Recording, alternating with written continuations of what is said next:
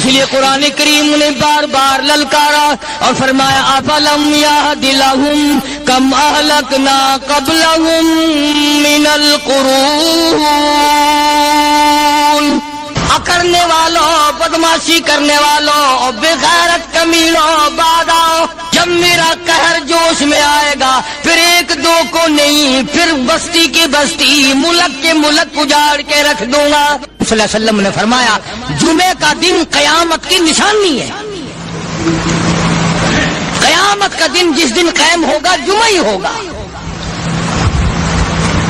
آج جمعہ تفریح کا دن ہے، آج جمعہ جوئے کا دن ہے، آج جمعہ شراب پینے کا دن ہے، آج جمعہ کھیل تماشا بے حیائی بدماشی کا دن لوگوں نے بنا لیا۔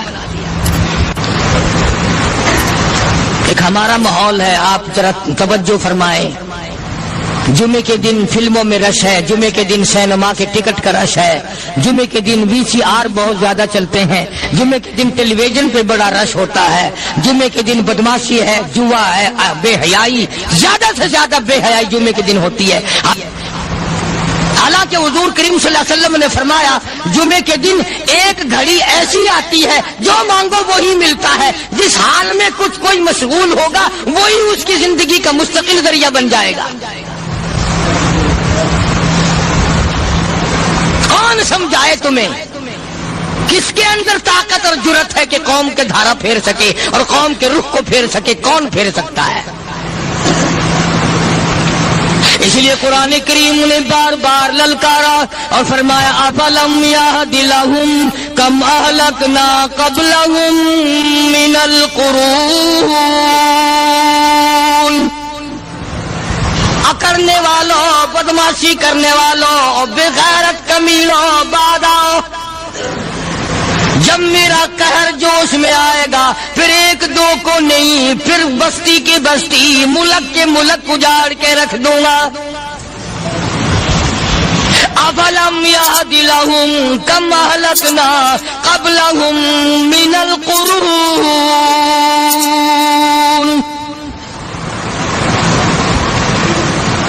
میں نے قرن کے قرن اجاڑ دیے، میں نے روئے زمین کے مالک اجاڑ دیے، میں نے ملکوں کے بادشاہ اجاڑ دیے، میں نے وزیر اعظم اجاڑ دیے، میں نے گورنروں سے بھیک کے ٹکڑے منگوا دیے۔ میں وہ خدا ہوں وتعز من تشاء وتذل من تشاء بیدک الخیر انک علی کل شیء قدیر،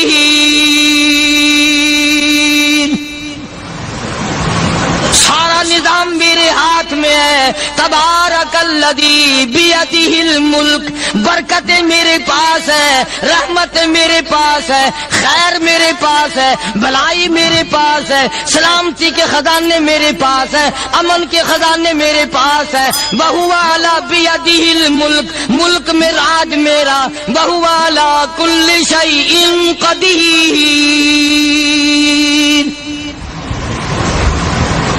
ذرے ذرے پہ قبضہ میرا، پتے پتے پہ قبضہ میرا، پہاڑ کی ایک ایک کنکر پہ قبضہ میرا، سمندر کے قطرے قطرے پہ قبضہ میرا۔ تو ہوتا کون آ کر کرنے والا؟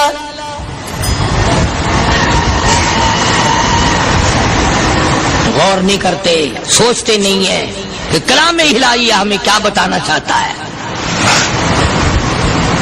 جناب عثمان رضی اللہ تعالیٰ عنہ فرماتے ہیں اور لوگوں، میں نے ساری زندگی گزار دی اسلام کے بعد، جس دن سے میں نے کلمہ پڑھا آخری دم تک کوئی جمعہ ایسا نہیں، کوئی جمعہ ایسا نہیں گزرا اللہ کے نام پر میں نے ایک غلام خرید کے آزاد نہ کیا ہو۔ پہلے لوگ بھی جمعے کے دن درود پاک کی کثرت کرتے تھے، خیرات کیا کرتے تھے کہ 8 دن کا کفارہ ہو جائے،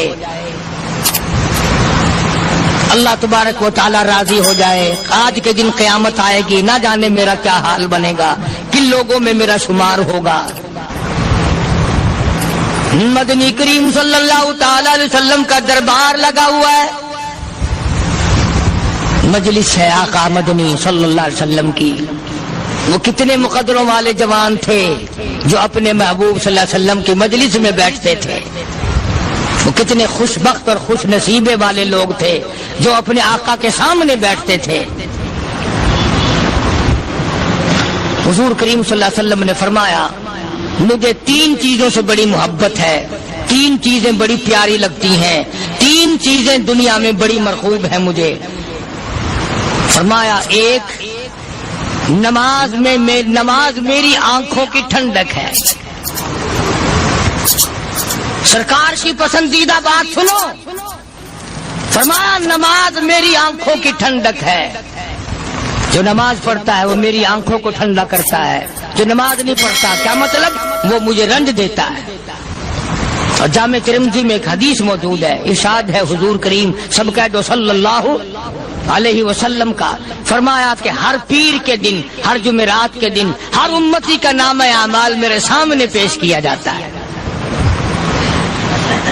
ہر امتی کا اعمال نامہ سرکار کے سامنے کر دیا جاتا ہے، تیرے فلاں امتی کا یہ عمل ہے۔ ذرا مسجد میں بیٹھے ہو، قبلے کی طرف منہ کیے بیٹھے ہو، لوگوں سوچو تو صحیح ہمارے اعمال نامے دیکھ کر آقا کو کتنا رنج ہوتا ہوگا، ہمارے کردار دیکھ کر، ہماری روسیائی کو دیکھ کر آقا کو کتنا رنج پہنچتا ہوگا صلی اللہ علیہ وسلم۔ ارے ہم نے حضور کی ذات اقدس کو رنج پہنچایا، پریشانی پہنچائی، تکلیف پہنچائی، پرواہ نہیں کرتے نمازوں کی، نوجوان بھی بوڑھے بھی حج کر کے بھی نماز پڑھتے لوگ،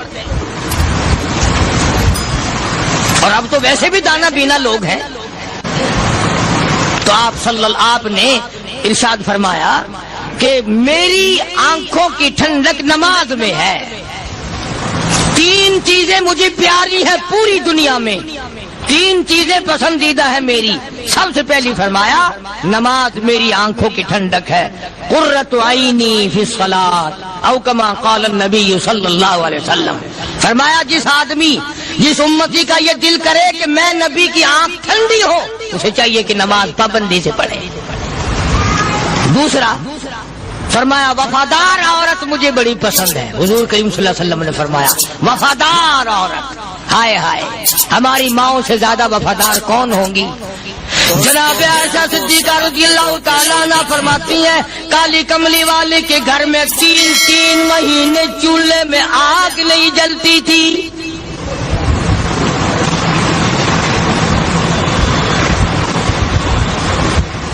دوسروں کے واسطے ہے سیم و زر و گوہر، اور اپنا یہ حال ہے کہ چولہا ہے بجھا ہوا۔ جناب عائشہ صدیقہ رضی اللہ تعالیٰ عنہ فرماتی ہیں ہمیں 24 گھنٹے میں 1 پانی کا پیالہ اور 1 کھجور کا دانہ ملا کرتا تھا۔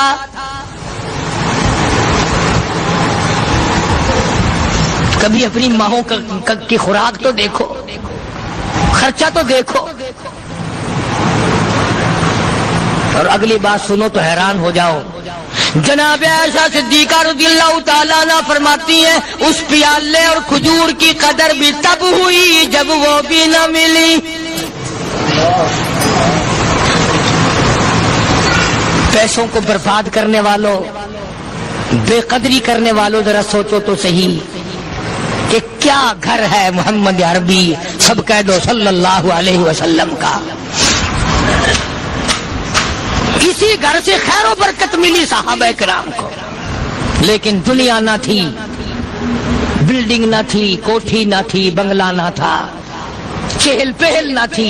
اچھا ایک بات اور آج یاد کر کے لے جاؤ، یہ تو مجبوری ہوئی نا، یہ تو ایک مجبوری ہوئی، پریشانی ہوئی، محتاجی ہوئی کہ پانی کا 1 پیالہ اور 1 کھجور کا دانہ ملتا تھا۔ اور اگلی بات سنو تو حیران ہو جاؤ، مجبوری اور چیز ہے، اختیار سے کرنا اور چیز ہے۔ جناب فاروق اعظم رضی اللہ تعالیٰ عنہ کی حکومت ہے، عائشہ صدیقہ رضی اللہ تعالیٰ عنہ سال کا خرچہ 12,000 روپیہ بوری میں بھر کر حضرت عمر نے حضرت عائشہ کے گھر پہنچا دیا، لو تمہارا یہ سال کا خرچہ آ گیا۔ سال کا خرچہ حضرت عمر رضی اللہ تعالیٰ عنہ نے جناب عائشہ صدیقہ رضی اللہ تعالیٰ عنہ کے پاس بھیجا۔ اتنا بڑا بورا بھر کر آیا، اللہ غنی بجائے خوش ہونے کے، بجائے مچلنے کے، بجائے فخر کرنے کے اپنی خادمہ سے فرمانے لگی، حضرت عائشہ خادمہ سے فرمانے لگی میں نے تو اپنے محبوب صلی اللہ علیہ وسلم کے پیٹ پہ پتھر دیکھے، میں نے تو کالی کملی والے کو فاقے کرتے دیکھا۔ خادمہ سے فرمانے لگی اس بوری کے میرے درمیان میں کپڑا لٹکا دے، میری آنکھ دیکھنا گوارا نہیں کرتی، میری آنکھ دیکھنا بھی گوارا نہیں کرتی۔ اس نے کپڑا لٹکا دیا۔ اس کے بعد خادمہ سے فرمانے لگی مدینے میں اعلان کراؤ جس کو خیرات چاہیے وہ عائشہ کے دروازے سے آ کے لے جائے رضی اللہ تعالیٰ عنہ۔ سارے مدینے میں اعلان ہوگا خیرات لینے والے آ جاؤ۔ شیئر ضرور کرے۔ ایک اور بات تھی اس وقت میں، ضرورت مند جاتا تھا، یہ نہیں کہ ٹیبک میں ہزاروں روپیہ پڑا ہوا پھر بھی مانگ کے کھانا ہے، جیب میں ہزاروں روپیہ پھر بھی مانگنا ہے، پلے سے نہیں کھانا۔ کہ جتنے بھیک مانگے ہیں نا بھیک مانگنے والے، 1 کروڑ روپیہ دے دو انشاءاللہ شام کو پھر بھی مانگے گا، اس کے مقدر میں بھیک مانگنا ہے۔ فرمانے لگی کچھ نہیں ہے، وہ خادمہ کہنے لگی کچھ نہیں ہے۔ اب وہ خادمہ کہنے لگی کہ اگر 1 ٹکے کا گوشت منگوا لیتی تو تم بھی اپنا روزہ کھول لیتی، گوشت سے میں بھی کھا لیتی۔ کیا جواب دیا اما عائشہ صدیقہ رضی اللہ تعالیٰ عنہ نے؟ فرمانے لگی اب تانا دینے سے کیا فائدہ، تو نے اس وقت یاد کیوں نہیں دلایا؟ اس لیے میں نے یہ واقعہ سنا دیا کہ پہلی بار سن کر کے تو آپ لوگوں کے دل میں بھی یہ بات آئی ہے نا کہ جی مجبوری ہے، چوری تو وہ کرنے سے رہی بیچاری، پریشانی جو ہوئی، غربت جو ہوئی، تنگی جو ہوئی، چلو پانی کا پیالے پہ گزر کیا۔ اور نہیں، یہ حضرات اختیاری بھی فاقہ کرتے تھے۔ اب 12,000 آیا اور افطار کرنے کے لیے چھچوا رہے، کھجور بھی نہیں۔ اور ہم تو خدا جانے کب کب تک کا انتظام سوچتے ہیں، پوتے پوتیوں تک کا انتظام جب تک نہ کر لیں اور اولاد در اولاد تک کا انتظام نہ کر دیں اس وقت تک ہماری تسلی تو ہوتی نہیں۔ اسی کو مجذوب نے بڑے عجیب طریقے سے سمجھایا، کہتا ہے کہ آنے والی کس سے ٹالی جائے گی، آنے والی کس سے ٹالی جائے گی، اور جان ٹھہری جانے والی جائے گی، روح رگ رگ سے نکالی جائے گی، تجھ پہ ایک دن خاک ڈالی جائے گی، تیرے رشتہ دار عزیز اقربا دھڑا دھڑ مٹی پھینک کے ایسے آئیں گے گویا تجھے پہچانتے بھی نہیں۔ بڑی بڑی عجیب باتیں کہی مجذوب علیہ رحمت نے، اللہ کی رحمت نازل ہو اس کی قبر مبارک پہ، آمین کو۔ کہتا سب کی سب ہیں راہ روے کوئے فنا، سب چل رہے ہیں فنا کی طرف۔ اب یہ جو ہم لوگ بیٹھے ہیں نا خوش ہو رہے ہیں، میری 50 سال عمر ہو گئی، میری 60 سال عمر ہو گئی، میری 40 سال عمر ہو گئی، میری 30 سال کم عمر ہو گئی، اور اصل بات ہمارے اور اپنے آپ کو آخرت کے لیے جس قدر ممکن ہو سکے تیاری کریں۔ آج کل بڑی رات ہے، سویرے اٹھو، کم سے کم صبح و شام ہر آدمی 1 تسبیح درود شریف کی، 1 تسبیح استغفار کی، اور 1 تسبیح تیسرے کلمے کی، یہ تو کم سے کم ہو ہی جائے۔ بکواس کرتے سو جاتے ہیں، بکواس کرتے اٹھ جاتے ہیں، بھلا ہے کوئی زندگی کا معاملہ؟ اللہ سے معافی مانگتا سو جا اور معافی مانگتا اٹھ جا، خدا کی قسم اللہ کا دریائے کرم جوش میں آئے۔ تو یہ ساری چیزیں میں نے لیے عرض کی، تو وقت پورا کرنے والا حساب نہیں کہ نہ جانے کس کو توبہ کی توفیق ہو جائے۔ کم سے کم ان 3 تسبیحوں کو ہر مرد عورت لازمی پکڑ لے۔ 1 تسبیح درود شریف کی، 1 تسبیح سبحان اللہ والحمدللہ ولا الہ الا اللہ واللہ اکبر ولا حول ولا قوۃ الا باللہ العلی العظیم، اور 1 تسبیح استغفر اللہ الذی لا الہ الا هو الحی القیوم واتوب الیہ، یا استغفر اللہ ربی من کل ذنب واتوب الیہ، اور 1 تسبیح درود شریف کی اللہم صلی علی سیدنا مولانا محمد وعلی آل سیدنا مولانا محمد مبارک وسلم وصلی علیہ۔ جب 1 مرتبہ درود بندہ پڑھے گا 10 بار اللہ کی رحمت آئے گی، 10 گناہ معاف ہوں گے، 10 درجے بلند ہوں گے، 10 خطائیں معاف کر دی جائیں گی، تو کتنا بڑا اجر ہے۔ خصوصاً بوڑھوں کو چاہیے کہ وہ گپوں میں اپنا وقت خراب نہ کریں۔ خدا کی قسم قبر میں جانے کے بعد تجھے 1 سانس کی مہلت۔ تو مجھے اس بات کا افسوس ہے کہ آپ لوگ پورا مضمون سننے کی کوشش نہیں کرتے، بلکہ بعض لوگ بالکل اخیر میں سر سے، ایک ہے جمعے کی فضیلت حاصل کرنا، ایک ہے جمعہ پڑھنا، ایک ہے سینوں نہانا، اس میں بڑا فرق ہے۔ ایک ہے سر سے اتارنا اور ایک ہے اس کی فضیلت کا حاصل کرنا۔ حدیث پاک میں آتا ہے کہ جمعے کے دن فرشتے دروازے پہ کھڑے ہو کر کے حاضری لگاتے ہیں۔ ہاں، اللہ صاحب مل کی ٹیکسٹائل مل کی حاضری کا تو پتا ہے، مسجد کی حاضری کا کوئی پتا نہیں۔ اگر دیر ہو جائے تو وہ گیٹ کیپر واپسی کر سکتا ہے، اگر دیر میں آیا تو یہ فرشتہ نہیں کہتا، لانتی ہوا پیچھے سے۔ بہت مدت کی بات ہے، علامہ یوسف بن نوری رحمۃ اللہ علیہ زندہ تھے، میں کراچی تھا، تو حضرت نے مجھے فرمایا کہ جمعہ ہمارے یہاں پڑھا دو اب کے۔ میری والی وہ جمعہ پڑھاتا تھا ان دنوں میں، تو میں جب گیا تو ہم ایک چھوٹے سے دروازے سے داخل ہونے لگے۔ ایک پٹھان کہنے لگا پرلے دروازے سے چلو، میں بھی ادھر سے جاتا ہوں۔ میں نے کہا کیوں؟ کہنے لگا فرشتہ ادھر رجسٹر میں کھڑا ہے، تم ادھر سے گھس جاؤ گے تمہارا حاضری نہیں لگے گا۔ وہ کہنے لگا فرشتہ بڑے گیٹ پر کھڑا ہے، ادھر چلو۔ تو کم سے کم اس پٹھان کا تو یہ عقیدہ ہے کہ فرشتہ کھڑا ہے، اور تمہارا خیال یہ ہے کہ جمعے کے دن نہ فرشتہ ہے نہ خدا ہے، کوئی بھی نہیں ہے۔ اس لیے سیرت النبی صلی اللہ علیہ وسلم کا عنوان شروع ہوگا، مختی آؤ پورا مضمون سنو تاکہ لطف آئے، دل و دماغ بنے۔ اور عقیدہ میں نے تمہیں بتا دیا، لا الہ الا اللہ، خدا تو سوا الہ کوئی نہیں، مشکل کشا کوئی نہیں، پیدا کرنے والا کوئی نہیں، فصل میں دکان میں کارخانے میں اس کے سوا برکت دینے والا کوئی نہیں۔ اور یہ بات بتائی کس نے؟ محمد الرسول اللہ صلی اللہ علیہ وسلم، ہمارے نبی حضرت محمد الرسول اللہ صلی اللہ علیہ وسلم نے ہمیں یہ بات بتائی، خدا کے بعد خدا کوئی نہیں، مصطفیٰ کے بعد نبی کوئی نہیں، حضور صلی اللہ علیہ وسلم کے بعد کوئی کسی قسم کا جو نبوت کا دعویٰ کرے وہ کافر ہے، دجال ہے، بے ایمان ہے، وہ خنزیر سے بدتر ہے جو میرے آقا کے ختم نبوت کے تاج کو ہاتھ لگائے گا۔ فرمایا لہم قلوب لا یفقہون بہا، اللہ پاک جل شانہ فرماتے ہیں جس کا دل قرآن کریم سمجھنے کا عادی نہیں، لہم قلوب لا یفقہون بہا، جس کا دل قرآن سمجھنے کے لیے تیار نہیں، وَلَهُمْ أَعْيُنٌ لَا يُبْصِرُونَ بِهَا، جس کا کان اللہ کا قرآن سننے کے لیے تیار نہیں، أَمْ لَهُمْ آذَانٌ لَا يَسْمَعُونَ بِهَا، أَمْ لَهُمْ آذَانٌ يَسْمَعُونَ بِهَا، جس کا کان خدا کا قرآن سننے کو تیار نہیں۔ خدائی فیصلہ سنو، اللہ کے قرآن کا فیصلہ سنو، اللہ کے کلام کا فیصلہ سنو، جس کا کان میرا کلام سننے کے لیے تیار نہیں، جس کو میرا قرآن سن کے مزہ نہیں آتا، جس کو میرا کلام سن کے حلاوت نہیں آتی، جس کو میرا کلام سن کے لذت نہیں آتی، جس کی روح تازی نہیں ہوتی، جس کو لطف نہیں آتا، جس کو کیف نہیں آتا، جس کو سرور نہیں آتا، جو میرا قرآن سننے کو تیار نہیں، جو میرا قرآن آنکھوں سے دیکھنے کو تیار نہیں، جو میرا قرآن سننے سمجھنے کے لیے تیار نہیں، آؤ پھر خدائی فیصلہ سنو۔ فرمایا اولئک کالانعام،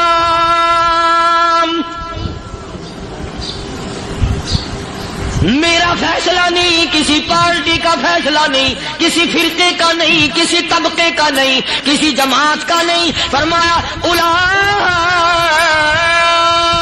الانعام، پیدا کرنے والا مالک و خالق کہتا ہے مجھے اپنی کبریائی کی قسم یہ سارے جانور ہیں،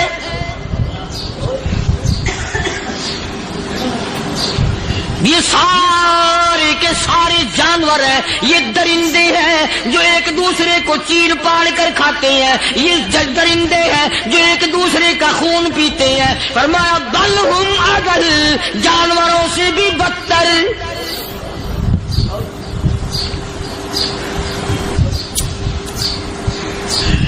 جس کے دل میں قرآن سن کر ترس نہیں، جس دل میں رحم نہیں، اپنے سے کمزور دیکھ کر جس کے دل میں شفقت نہیں، مہربانی کا مادہ نہیں، فرمایا وہ کوئی بندہ ہے، وہ تو جانور ہے. اور خدا قسم میں آ گیا، فرمایا بل ہم اضل، اس سے بھی بدتر. اللہ والے جو ہیں وہ ان خصلتوں کو دور کراتے ہیں اور وہ آدمی کے مزاج اور دل میں سے ایسی چیزیں نکالتے ہیں جو اس کی بربادی کا ذریعہ بنتا ہے. دل کی بیماریوں کا کسی کو فکر نہیں. بخار ہو جائے، آپ چڑھ جائے، آپ کو پتہ چل جاتا ہے. نزلہ ہو جائے، آپ کو پتہ چل جاتا ہے. کھانسی ہو جائے، پتہ چل جاتا ہے. دل کی بیماریوں کا کیا پتہ چلے؟ صحابہ کرام رضوان اللہ تعالی علیہ مجمعین کی جماعت کے اللہ پاک کے محبوب حضرت محمد الرسول اللہ صلی اللہ تعالی علیہ وسلم نے دلوں کی صفائی کی. پہلے لوگ جھونپڑیوں میں کچے کوٹھوں میں رہتے تھے، نہ اتنی صفائی تھی نہ اتنی ترقی تھی. آج برتنوں کی صفائی دیکھو، کپڑوں کی صفائی دیکھو، مکان کی صفائی دیکھو، رات دن بس اسی دھندے میں لگے ہوئے. سارا دن برتن دھونے سے فرصت نہیں، سارا دن کپڑوں کے بناؤ اور سنوار میں فرصت نہیں. تو اللہ والے ایسے موقع پر بڑی عجیب بات کہتے ہیں. وہی مجذوب ہے، مجذوب علی رحمت کہتے ہیں بظاہر تو ہر شے میں بے حد صفائی، بظاہر تو ہر شے میں بے حد صفائی، مگر دل میں ہے گندگی انتہائی. بظاہر تو ہر شے میں چہرے کی صفائی، بدن کی صفائی، نہ جانے کتنی قسم کا صابن ہے، نہ جانے کتنی قسم کے پاؤڈر ہے، نہ جانے کتنی قسم کے شیمپو ہیں، نہ جانے کتنی قسم کے کپڑے ہیں، کیا چال ڈھال ہے، کیا نئے نئے ڈیزائن ہے. مجذوب کہتا سب کچھ دیکھ لیا، بظاہر تو ہر شے میں بے حد صفائی، مگر دل میں ہے گندگی انتہائی. جس یار کی بیٹھک میں بیٹھ کے کھانا کھایا، جس رشتہ دار کی بیٹھک میں بیٹھ کے کھانا کھایا، اسی کی بہن کو دیکھ کر آبرو پہ ڈاکہ ڈالنے کا پروگرام ہے. جس دوست کے گھر میں بیٹھ کے کھانا کھایا، اسی دوست کی بیوی کی عزت لوٹنے کا پروگرام ہے. پرانے زمانے میں اب بھی دلی جیسے شہر میں اگر دعوت کی جاتی ہے تو وہاں ایک تشتری میں نمک آتا ہے سب سے پہلے. عام میں بھی دستور تھا پرانے زمانے میں، اگر کوئی دعوت کرتا، کوئی تقریب کرتا، سب سے پہلے نمک آتا تھا. ایک ایک انگلی ہر شخص نمک چاٹتا تھا. کیا مطلب؟ جس نے نمک چاٹ لیا اب وہ نمک حرامی نہیں بنے گا. اس گھر میں چوری کرنا، اس گھر کی آبرو کا غلط تصور لانا، اس گھر کے مال میں خیانت کرنا وہ حرام سمجھتا تھا جس گھر کا میں نے نمک چکھ لیا. اور مسلمانوں کی بات نہیں، ہندوؤں کی بھی یہ باتیں تھی. مولانا محمد علی صاحب جلندری سب قید رحمت اللہ علیہ فرمایا کرتے تھے کہ ایک سکھ تھا بہت بڑا ڈاکو، مسلمان اور ہندو مل کر اس کو ساتھ ملا کر کے لے گئے کہ یہاں اس گاؤں میں اس پنڈ میں ڈاکہ ڈالے. سفر کر کے گئے، تکلیف اٹھا کے گئے. اس سکھ ڈاکو نے پوچھ لیا کہ یہ کون سا گاؤں ہے کہ یہ فلانا ہے. اچھا سارے کے سارے یہ تلاش کرو، یہ سوچ بچار کرو، اپنے پنڈ کی، اپنے علاقے کی، کسی مسلمان کی، کسی ہندو کی، کسی سکھ کی، کسی چوڑے چمار کی اس گاؤں میں لڑکی تو نہیں؟ ہمارے یہاں سے کوئی لڑکی تو شادی ہو کے یہاں نہیں آئی ہوئی.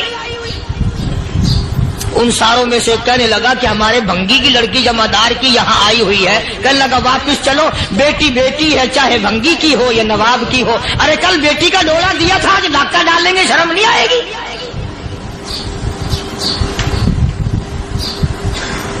آج وہ تصور کہاں چلے گئے؟ اور ہم سب روتے پھرتے ہیں سکون نہیں، سکون نہیں، اطمینان نہیں. ارے اطمینان آئے گا کیسے؟ ہمارے دل بے ایمان ہے، نیتیں خراب ہے، آئے گا کہاں سے؟ صحابہ کرام رضوان اللہ تعالی علیہ مجمعین کی جماعت نے اس قدر اس بات پہ محنت کی اور کوشش کی کہ غلط لقمہ بھی پیٹ کے اندر نہ چلا جائے. चुनाचे मैं अल-ऐलान कहता हूं 1,29,000 सहाबा करام काली कमली वाले के दीवाने और परवाने, हुजूर के यार जानिसार, हुजूर के साथ फाका खाने वाले, फाकों मरने वाले, पत्थर खाने वाले, अपने बच्चों के टुकड़े होते हुए देखकर ला इलाहा इल्लल्लाह मुहम्मदुर रसूलुल्लाह की सदा बुलंद करने वाले सहाबा किराम का ये हाल था। पैदल सफर करके जाते थे यहूदी ईसाई, शाम निकल गए, फलस्तीन निकल गए, हिंदुस्तान आ गए, 2-2 साल लग जाते थे। अपनी जवान बेटियों को मुसलमानों के घरों में छोड़ के आ जाते थे। कभी निगाहे नबूवत ने जिनको रंग दिया था, कभी किसी सहाबी पे जर्रा बराबर इल्जाम नहीं लगा। उन यहूदियों का, उन ईसाइयों का यह अकीदा था कि मोहम्मद सल्लल्लाहु अलैहि वसल्लम के जो गुलाम हैं, इनकी निगाह भी पाक है, इनके दिल भी पाक हैं, इनके इरादे भी पाक हैं, इनके हाथ भी पाक हैं।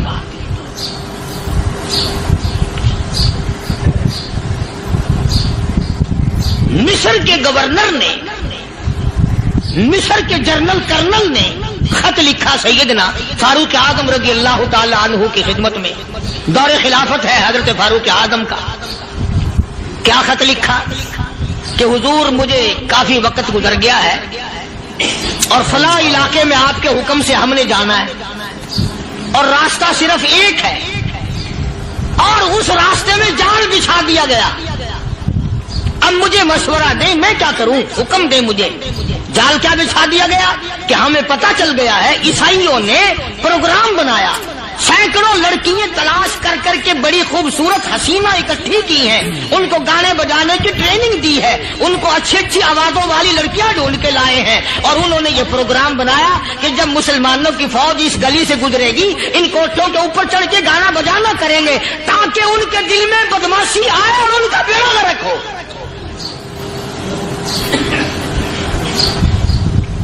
कभी काफिर का यह अकीदा था कि मुसलमान का दिल बिगड़ा तो ये गया, इसकी नीयत में खराबी आई और ये तबाह हुआ। जनाबे फारूक आज़म रज़ियल्लाहु ताला अन्हु ने उसे ये खत ने लिखा कि तू कुरान पढ़ा कर, तू नफिल पढ़ा कर। अमीरुल मोमिनीन खलीफतुल मुस्लिमीन सैयदना फारूक आज़म रज़ियल्लाहु ताला अन्हु ने अपने जनरल कर्नल को खत लिखा कि इसमें लंबी चौड़ी फिक्र की कोई बात नहीं, इसमें कोई परेशानी वाली बात नहीं, कोई सोचो विचार वाली बात नहीं। सारे तेरी फौज में, तेरी कमान में मुसलमान है, सबको इकट्ठा कर ले, सारों को इकट्ठा करके कुरान करीम के सूरत नूर की 2 आयतें सुना दे।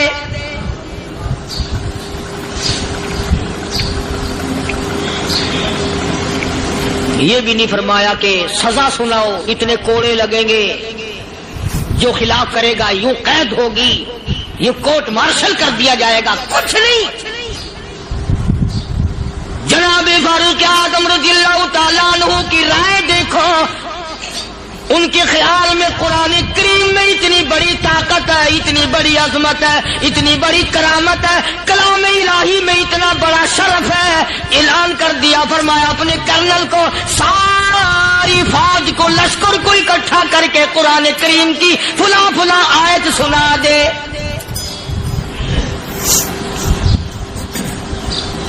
और उसके बाद बेधड़क फौज को, लश्कर को उसी रास्ते से गुजार के ले जा, बेधड़क ले जा। हाय, कभी कुरान की 2 आयतों से काम बन जाता था, अब सारे कुरान से मेरा तेरा काम नहीं बनता। कसूर कुरान का नहीं है, ये मेरा तेरा है। ये तो इतनी वफादार कलाम है, इतनी पाक कलाम है, खुदा की कसम। हजारों रजिस्टरों के गत्ते, हजारों चाय के डब्बे, हजारों मिठाई के डब्बे, लाखों करोड़ों दवाइयों के डब्बे गंदे नालों पे, कूड़ियों पे, रूड़ियों पे पड़े हैं। और जिस गत्ते ने कुरान के साथ यारी लगा ली, खुदा की कसम कोई आदमी बगैर वुजू उस गत्ते को भी हाथ नहीं लगा सकता। हजारों नहीं, लाखों कपड़े मार्केट में पड़े, पर जिस कपड़े ने कुरान से यारी लगा ली, जो कपड़ा जुज़दान बनकर कुरान पे चढ़ गया, लोग उसको भी चूमते हैं और चूमना चाहिए। یارو کپڑے نے قرآن سے یاری لگائی تو کپڑا عظمت والا بن گیا، گتے نے یاری لگا لی تو گتا بن گیا۔ ہزاروں قسم کے کاغذات روزانہ ذلیل ہوتے پھرتے ہیں، جس کاغذ پہ قرآن لکھا گیا وہ عظمت پا گیا، جس سیاہی سے قرآن لکھا گیا وہ سیاہی عظمت والی بن گئی۔ ارے اگر مسلمان قرآن کو اپنے اندر پیدا کر لے، اس کی عظمت کو بسا لے، اس کو اپنا لاہ عمل بنا لے، اس کو اپنے سر پہ رکھ لے، تو کیا یہ بندہ قرآن کے ساتھ وفاداری کرے تو قرآن کیا خیال ہے قرآن بے وفائی کر دے گا؟ یقین نہیں، یقین اصل بات اعتقاد کی ہے۔ یقین کا تو یہ عالم بنا ہوا ہے کہ اگر کوئی چوری کا معاملہ ہو جائے اور کسی پر شبہ ہو، اگر اسے کہو کہ قرآن اٹھا دے تو دیر نہیں لگائے گا، اور اگر کہے کہ فلانی خانگاہ کا کنڈا مار دیا کہ یہ کام میں نہیں کرتا۔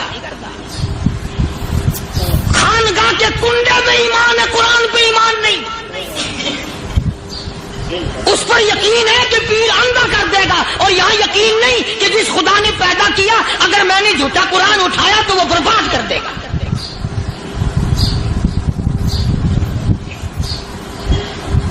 عجیب عجیب لوگ۔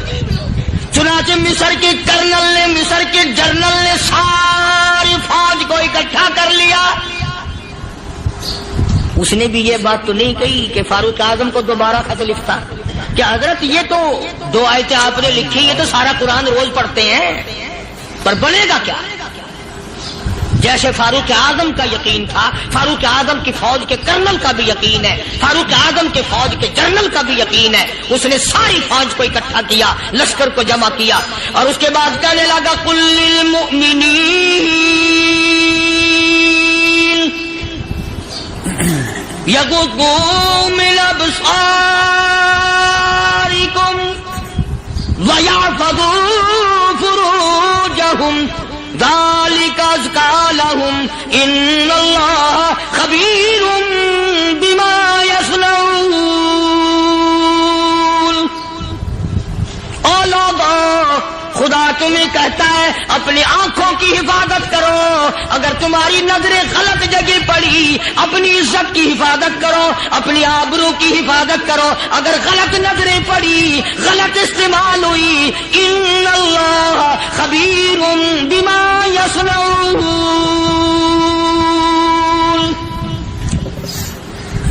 اللہ پاک تمہارے ساتھ ساتھ ہے، وہ ہر چیز کو دیکھتا جائے گا، وہ ہر چیز تمہاری دیکھے گا۔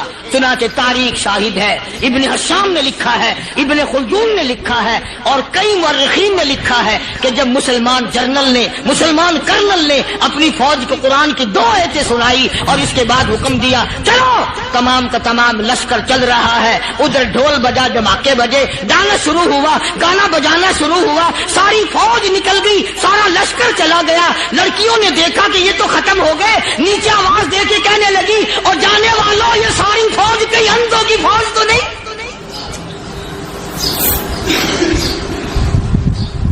یہ حسن کا نظارہ اور یہ ڈانس اور یہ آواز، ہم ناچ ناچ کے تھک گئی، کوئی سر نہیں اٹھاتا۔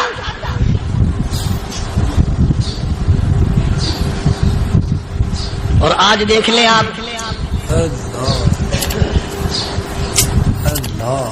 ہر گھر کے اوپر وہ لگا ہوا ہے ایریل، لعنت کا ایریل لگا ہوا ہے، لعنت کا ایریل۔ حاجیو تم کیا کہتے ہو کہ ہمارے گھر کا اس میں کیا بگڑے گا؟ خدا کی قسم وہ بگڑتا ہے، وہ دیمک لگتی ہے، وہ تباہی پھرتی ہے، تمہیں پتہ بھی نہیں چلتا۔ تم نے کیا سوچ رکھا ہے؟ مسلمان کرنل کے حکم پہ ساری فوج نکل گئی، ناچنے والی گانے والی لڑکیاں عیسائیوں کی حیران ہیں، کیا ہوا؟ لاکھوں کی تعداد میں فوج گزر گئی، کوئی نگاہ اٹھا کے نہیں دیکھتا۔ ایک مسلمان سپاہی گزرتا گزرتا نیچی نظریں کیے کیے کہنے لگا سر کیسے اٹھائے، نگاہ کیسے کوئی اٹھائے گا؟ یہ سارے کے سارے اللہ کا قرآن سن کر آئے ہیں۔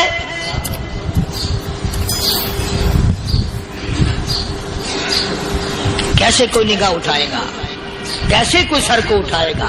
یہ سارے کے سارے اللہ کا قرآن سن کر آئے ہیں، ان کا عمل ہوا نا قرآن پہ، ان کے عمل کا کتنا بڑا اثر پڑا۔ مورخین نے لکھا، ابن ہشام لکھتا ہے، عیسائی لڑکیوں نے چھلانگیں لگا دی، کوٹھی سے نیچے آ گئی، کہنے لگی عام مسلمانوں وہ قرآن ہمیں بھی سنا کے جاؤ جس میں اتنی اسپرٹ ہے، اتنی طاقت ہے، جو حسن کے نظارے سے روک دے، جو گانے بجانے سے روک دے۔ یہ تو آدمی کے دل کا سکون ہے، نہ گانا سنتے ہو نہ حسن کا نظارہ کرتے ہو، جاتے والے یوں نہ جاؤ، ہمیں بھی وہ قرآن سنا کے جاؤ۔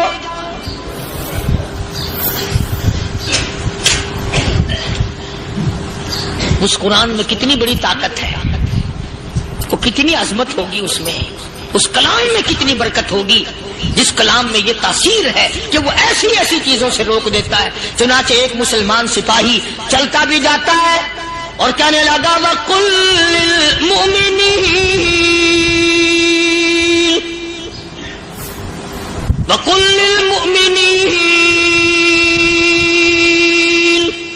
قرآن کی آیت پڑھ کے سنائی۔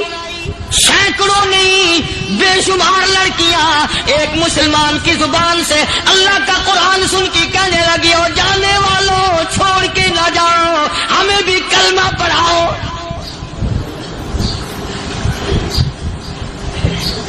جتنی بھی وہ ناچنے گانے والی تھی تمام کی تمام کلمہ پڑھ کر مسلمان بن گئی، اور مورخین نے لکھا ہے آخری دم تک قرآن کی شیدائی اور دیوانی بن کے گزری ہے۔ پھر وہ لڑکیاں جو رات دن حسن و جمال کا پیکر بنی رہتی تھی، علماء نے لکھا ہے جب موت آئی ایک ایک کے بدن میں کپڑے لباس میں موت آئی تو 50-50 ٹاکی لگی ہوئی تھی۔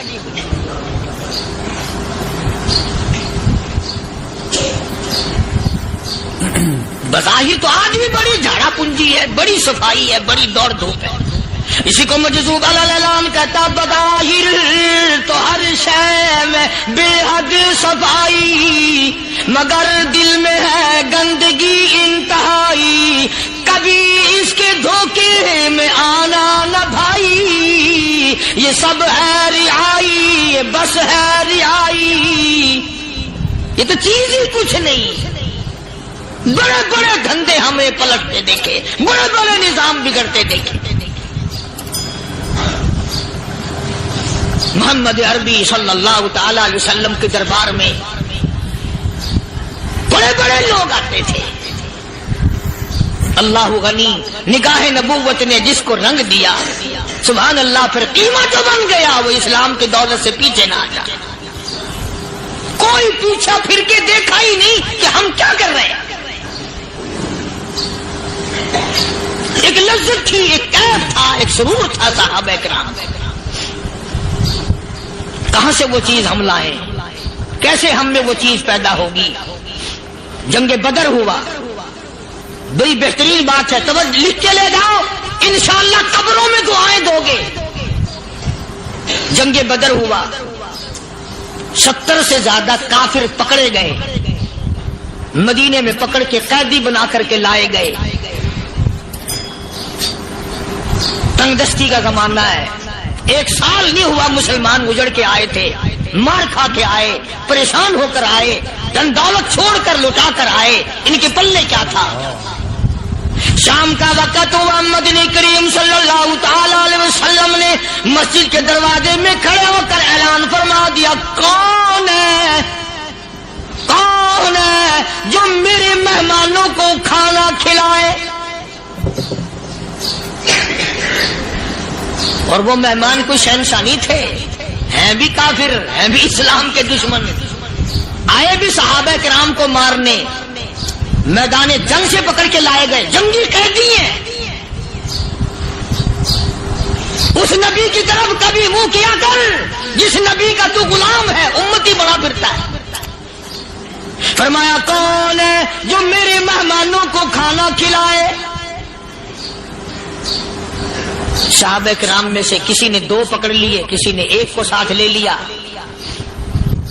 ایک بنادار سا غریب سا صحابی ہے، اس نے ساتھ لے لیا ایک مہمان اور گھر لے کے گیا۔ بیوی کو کہنے لگا کہ کھانا کتنا ہے کہ بس 1 آدمی جوگا ہے، 1 آدمی کی کافی ہوگا۔ کان میں کہنے لگا اپنی بیوی کے، دستور تھا عرب کا مہمان اور میزبان اکٹھے کھایا کرتے تھے. اپنی گھر والی کے کان میں کہنے لگا کہ اس کے آگے کھانا رکھ دیں گے مہمان کے, جب یہ کھانا شروع کر دے گا کسی بہانے سے دیوا بجھا دیو, میں یوں ہی منہ کو خالی ہلاتا رہوں گا, یہ کھانا کھا لے گا, پیٹ بھر جائے گا اس کا. چنانچہ کھانا آگے رکھ دیا, جو کچھ بھی تھا اس نے کھانا شروع کیا کہ جی آپ بھی کھائیں, کہ ہاں میں بھی کھا رہا ہوں. بس یوں ہی کھانے میں بھی ہاتھ لگائے, منہ کو بھی ہاتھ لگائے اور منہ کو چلائے بھی برابر. بیوی نے چراغ بجھا دیا.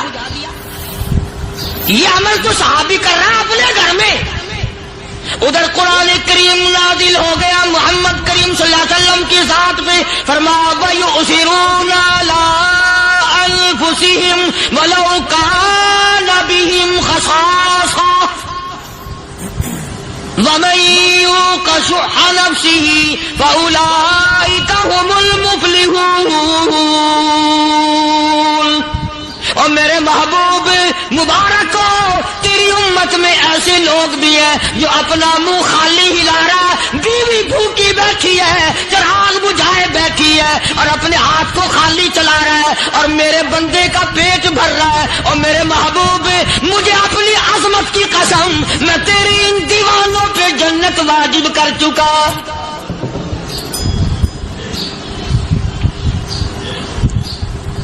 اب حضور صلی اللہ علیہ وسلم نے تو ان کو نہیں سکھایا تھا کہ تو جا کے ایسا کرنا,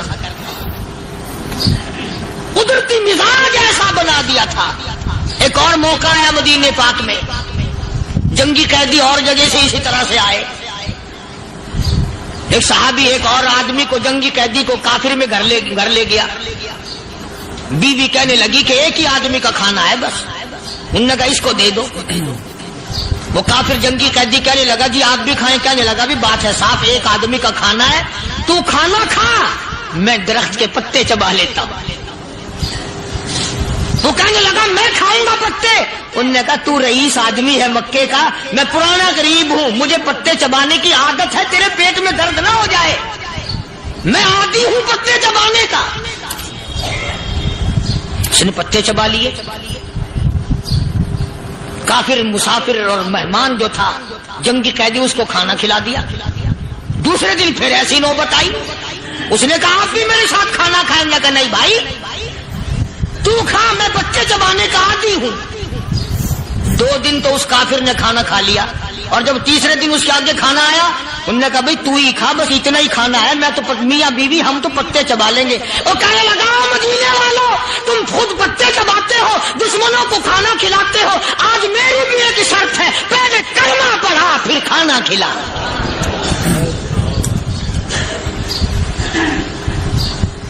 آج میری بھی ایک شرط ہے. 2 دن کے عمل نے کفر کو مٹا دیا, اسلام چمک گیا. 2 دن کے عمل نے, میرا تیرا 60 سال کا عمل ہے, کبھی کسی کافر کو مسلمان بنایا؟ الٹے ہی کام, ہر غلط, ہر معاملہ الٹا ہی ہے. ہر آدمی بیزار ہوتا ہے, یار دین تو کچھ نہیں, یار اسلام کچھ نہیں, یارو ایمان کچھ نہیں. اسی کو قرآن کریم نے للکار کے آواز دے کے فرما دیا, اولادوں ایسی گڑبڑ نہ کرو ورنہ میں وہ خدا ہوں. فَأَخَذَتْكُمُ الصَّاعِقَةُ وَأَنْتُمْ تَنظُرُونَ. جبریل امین نے ایک چیخ ماری, ساری قوم کے جگر پھٹ گئے. میں وہ خدا ہوں, لا تركضوا وارجعوا إلى ما أترفتم فيه ومساكنكم لعلكم تسألون. لوگ مکان چھوڑ کے بھاگتے ہیں, ماحول چھوڑ کر بھاگتے ہیں, معاشرہ چھوڑ کر کے بھاگتے ہیں. خدا کہتا آؤ, جن مکانوں پہ تمہیں ناز تھا وہ یہ کھڑے بھاگ کر رہے. اسی کو قرآن کریم کہتا ہے ان الذین قالوا ربنا اللہ ثم استقاموا. وہ آدمی جس نے لا الہ الا اللہ محمد الرسول رسول اللہ صلی اللہ علیہ وسلم پڑھا, اللہ کی توحید کا اقرار کر لیا. او میرے مالک, تیرے سوا میرا کوئی مشکل کشا نہیں, حاجت روا نہیں, میرے دل کے بھید کو جاننے والا نہیں, میری بگڑی بنانے والا کوئی نہیں, اجڑوں کو بسانے والا کوئی نہیں, کھیتی کو آباد کرنے والا کوئی نہیں, ایک دانے سے سینکڑوں دانے بنانے والا تیرے سوا کوئی نہیں.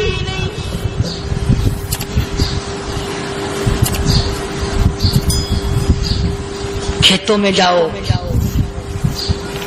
کبھی یہ تو سوچو کہ دنیا میں حکومتوں نے کتنے مل لگا رکھے ہیں, چینی کے, شکر کے کتنے مل ہیں, کتنے ڈیپو ہیں, پھر بھی قلت ہو جاتی ہے. اور یہ اللہ میاں نے کتنا میٹھا کیلے میں, سنترے میں, مالٹے میں, انگور میں, سیب میں. کبھی یہ بھی سنا کہ اللہ میاں کا شوگر مل فلاں علاقے میں لگا ہوا ہے؟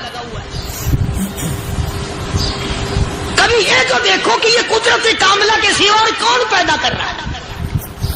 فرمایا جس نے اللہ کی توحید کا اقرار کر لیا, محمد عربی صلی اللہ علیہ وسلم کی ختم نبوت کا اقرار کر لیا, خدا کے بعد خدا کوئی نہیں, مصطفیٰ کے بعد نبی کوئی نہیں. پھر قرآن نے شرط لگائی, ثم استقاموا, پھر اس پر جمع رہے, ڈٹا رہے.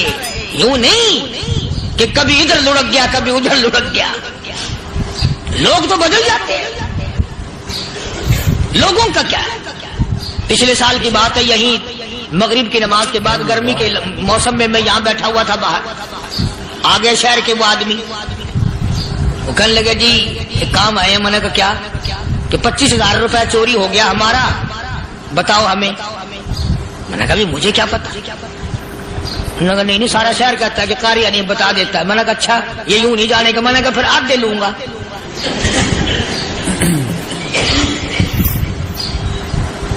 25,000 گم ہوئے ہیں نا, 12.5 میرے, 12.5 تمہارے. کہنے ہیں دیکھو نا جی بال بچے چھوٹے چھوٹے غریب بچے ہیں جن کے وہ پیسے ہیں. میں نے کہا اچھا میں بادشاہ لگا ہوا ہوں.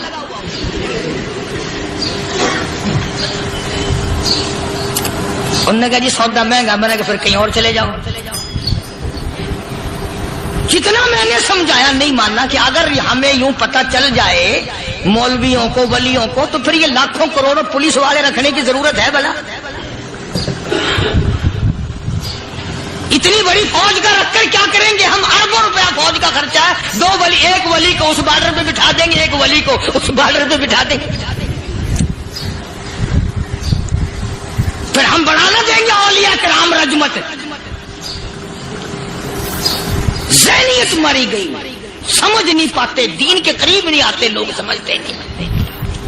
فرمایا ثم استقاموا تتنزل علیہم الملائکۃ الا تخافوا ولا تحزنوا وابشروا بالجنہ التی کنتم توعدون.